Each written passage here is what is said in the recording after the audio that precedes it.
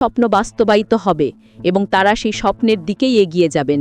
তার এই বক্তব্য প্রবাসীদের মনে নতুন করে আশার সঞ্চার করেছে এবং দেশের রাজনীতিতে তাদের ভবিষ্যৎ ভূমিকার বিষয়ে এক নতুন দিগন্ত উন্মোচন করেছে।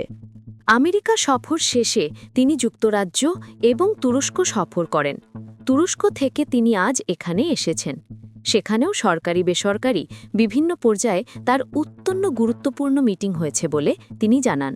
তুরস্কের ডায়াসপোরা অর্থাৎ সেখানে বসবাসরত প্রবাসী বাংলাদেশিদের সাথেও তার বসার এবং তাদের কথা শোনার সুযোগ হয়েছে। এসব সফরের মূল উদ্দেশ্য ছিল দেশ এবং জনগণের প্রয়োজনে কাজ করা।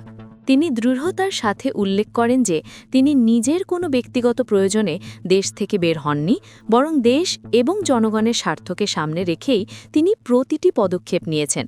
যেখানেই তিনি গিয়েছেন সেখানেই একটি কথা বলার চেষ্টা করেছেন যে দুনিয়ার সকলে